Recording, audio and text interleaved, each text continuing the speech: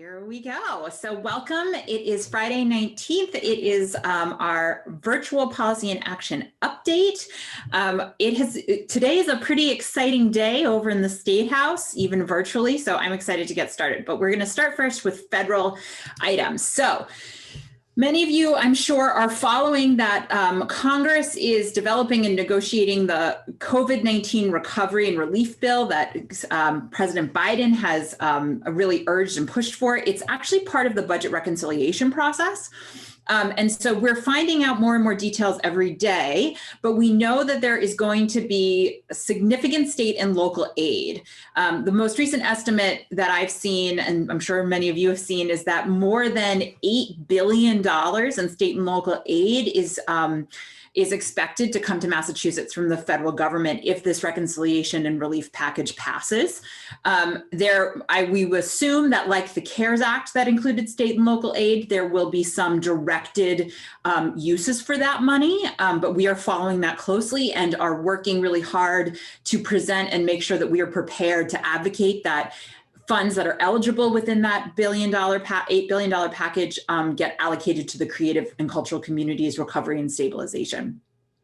The other big thing that's interesting is that right now there's currently language that would increase the amount of forgiveness, federal forgiveness for nonprofits who self-insure. And this is an issue that many of us in the nonprofit field have been grappling with.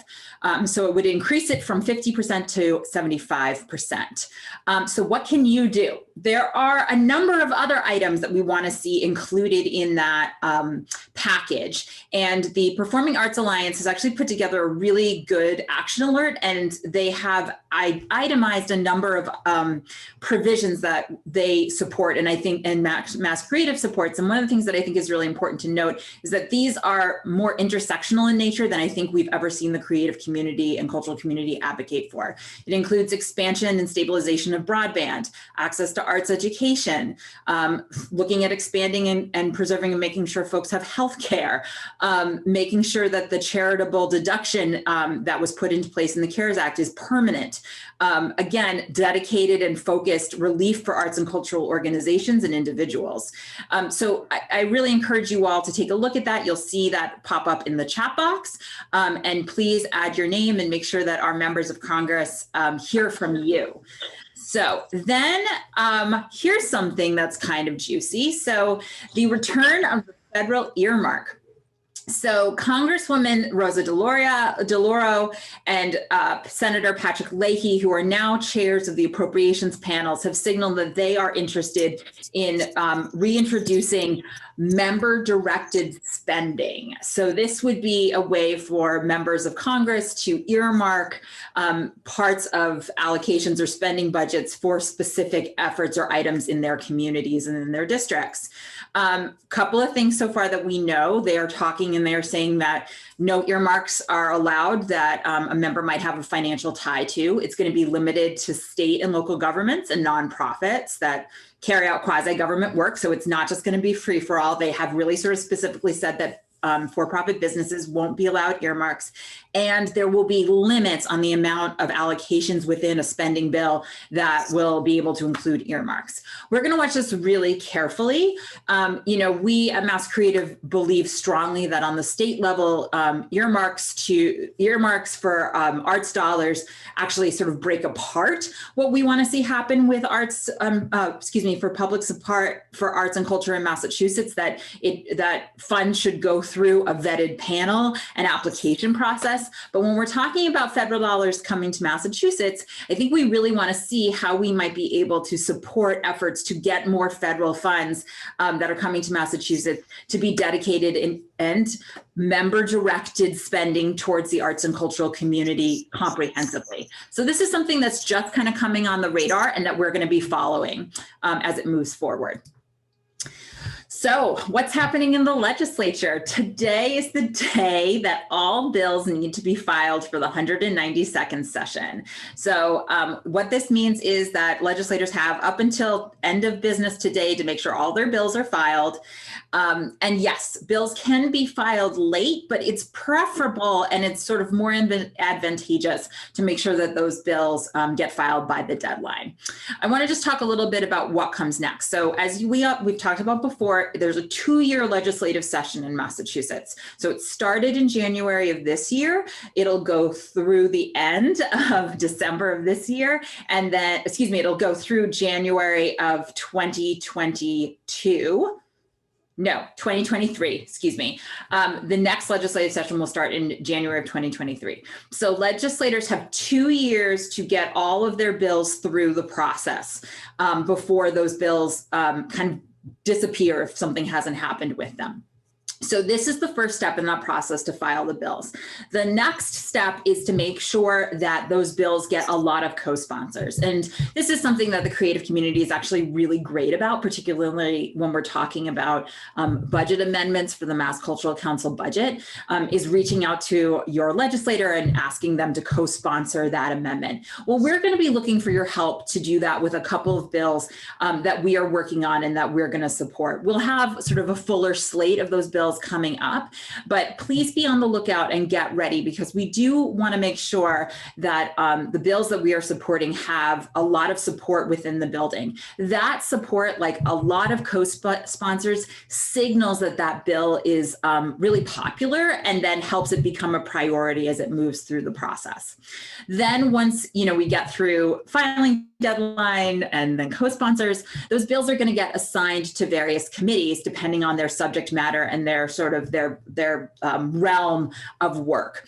So let's talk about committees for a second. Committee appointments were made. They were made both the Democratic, the Senate Democratic and House Democratic caucuses met and made their appointments. The House Republican caucus made their appointments this week, and we're still waiting to see what Minority Leader Bruce Tarr will do and make his appointments in the Senate. So we're waiting on those, but here's what I've got so far. So let's start with these texts are not beautiful. I apologize. The Joint Committee on Tourism, Arts, and Cultural Development. This is the one that Mass Creative sort of spends the most time working with, and most of our bills will end up going to. So the chairs are going to be Senator Edward Kennedy of Lowell. He was actually chair last session. And here's something exciting. He actually requested to keep this chairmanship. So he really sees his role as a leader for arts and cultural support. And we're really glad to continue to work with Senator Kennedy.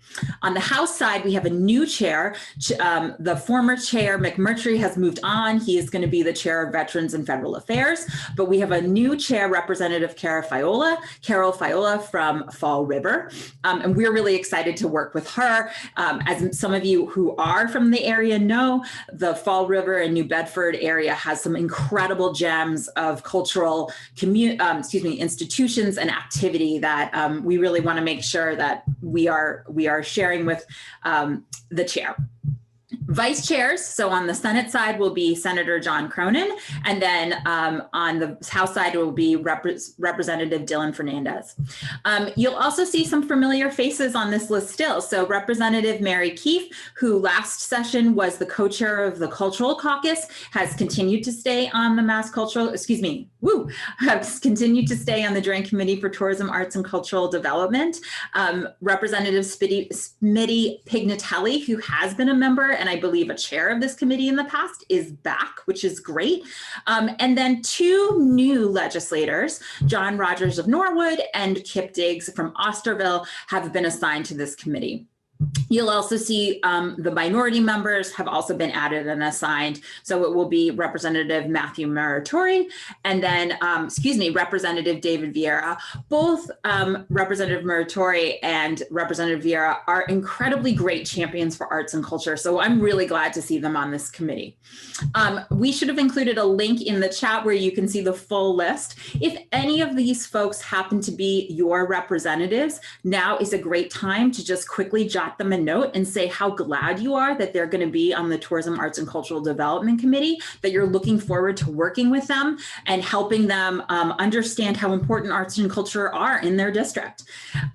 What they will do, so their work really is going to be holding hearings for all of the bills that get assigned to them, and then making recommendations on what should happen with those bills next. And so just as a quick recap, bills can do a couple of things. They can be recommended not to pass on, which means they die in committee. They can be recommended to go to study, which basically means they die in committee, or they can be recommended favorably and they'll move on in the process. And depending on what the content or the intent of that bill is, sorry, my dog is saying hello this morning. It will then depend on which committee it moves to next. A lot of bills, particularly ones that have anything to do with money or spending, tend to go directly to Ways and Means. And then from there, we need to sort of start the process all over again and advocate to the Ways and Means committees to make sure that those bills pass favorably out of that committee and go to the legislature for a floor vote and then hopefully for passage. The other thing to just note is that oftentimes bills on their own don't really go anywhere, but that's okay, because we want to make sure that there is language that's been filed that any legislator can use as sort of the basis for an amendment on a larger bill, like a budget or a supplemental spending bill or a big ticket bill like the economic development bond bill that we worked really hard on together last year. So that's a little bit about what's going to happen with that committee. These are also really our champions in the building to make sure that arts and culture are a priority for the legislature. So they are always looking for good news stories. The arts and cultural community are helping connect us as a larger community, are helping develop the next generation of community leaders and workers, and then are an economic driver. So they are folks that you should be communicating regularly to and letting them know what are the exciting things you're working on, because that's the information that they need in order to do their jobs effectively. There are a couple new committees, and we talked about these, but I just wanted to give you some quick updates about who the chair appointments are. So these are 3 new committees that are joint committees. So the first one is a joint committee on COVID-19 and emergency preparedness and management. You will see Senator Joe Comerford from Northampton and Senator Cindy Friedman from Arlington. They are going to be the chair and the vice chair on the Senate side for that committee. And then Representative William Driscoll and Representative John Santiago will be the chair and vice chair for the House side. This, I think we're going to see that this is probably not a committee that's going to last in moratorium, right? Like it'll probably be this session, maybe next session, as we sort of see how recovery is going to kind of make its way in Massachusetts. But they are going to be sort of taking up and really focused on how we think about being more prepared and deal with emergencies, pandemics or otherwise. Then the other committee, and this is a nod, and I just want to acknowledge that there's been an effort inside the State House by legislative staff, BIPOC legislative staff, to really center the needs and the concerns of BIPOC staff in the building. And so this committee is going to be really taking a closer look at that. And I'm really excited to see that the chairs are Senator Sonia Chang Diaz from Boston and Senator Rep. Bud Williams from Springfield, as well as vice chairs, Senator Sear, who was a former chair of the Cultural Caucus last session, and then vice chair will be Rep. Elizabeth Malia from Jamaica Plain. These are 4 incredible leaders in the legislature, and I'm excited to see what their work is going to focus on, and then how we as a creative community can support that work as well, and how organizing, even within the State House, actually makes a difference. And just a nod to that, the incredible work that that group of BIPOC legislative staff have been doing. Then finally, there is an Advanced Information and Technology and Internet and Cybersecurity Committee that is new. You can see the chairs and the vice chairs there. There are also actual members that are appointed, and as soon as that information is put up online, we'll certainly share it with you. We've already shared in the chat box a link to all of the committees, so you can just take a look and see the full list. I want to move on to 2 new committees that are chamber specific. So in the Senate, there's going to be a special committee on Reimagining Massachusetts Post-Pandemic Resiliency. I am so glad to see that Chair Hines, who's a former chair of the Tourism, Arts, and Cultural Development, is leading this effort, as well as Vice Chair Jason Lewis, who is another really great supporter of the arts and cultural community. He's also the chair of the Education Committee.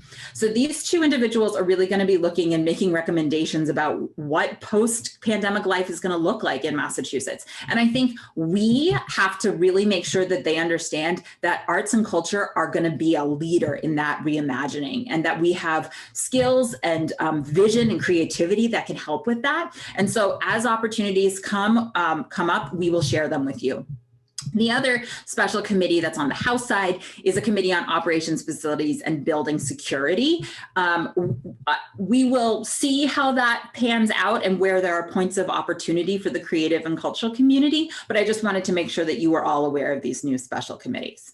So we are at time. That was a lot, right? A lot of lists, a lot of names. The session is just getting started, and it's really exciting. This is the time when we get to make introductions and connect with our legislators, let them know about the good work that we're doing, and then also let them know about the things that we really need to be able to continue to do that good work. So please know that you are about to be hit with a lot of opportunities to engage, connect, and advocate. And we want to continue to help you with that work as we move forward. We'll be sending you out action alerts as bills, as we sort of figure out which bills that we're going to lead advocacy on and bills that we're going to support. So this leads me to United Advocacy Works, right? So, over the last 11 months, we have all been hit with a lot, but we've worked together to make sure that federal and state and local governments understand what our needs are and our value to the creative community, to the larger community. And Mass Creative is here to do that work with you, to make sure that you have the tools and the resources to be effective in your advocacy. And so at the end of 2020, we were doing a big individual donor or annual fund drive. And so now we've morphed into our membership drive. So this is for organizations. We have over 400 organizations who are members of Mass Creative. If you think to yourself, I think my membership might be up and I need to renew, I hope you will. It is actually incredibly important that when we go to talk to decision makers and elected officials, we say, we're an organization that is supported by over 400 arts and cultural organizations in the Commonwealth, as well as individuals who believe that arts and culture should be an expected, valued, and publicly supported part of everyday life in Massachusetts. So that actually matters in our collective efforts. And I hope you will consider renewing your membership, or if your organization hasn't, joining. And then finally, we will be back on March 5th for our next virtual policy and action update. I am sure we are going to have a lot to talk about.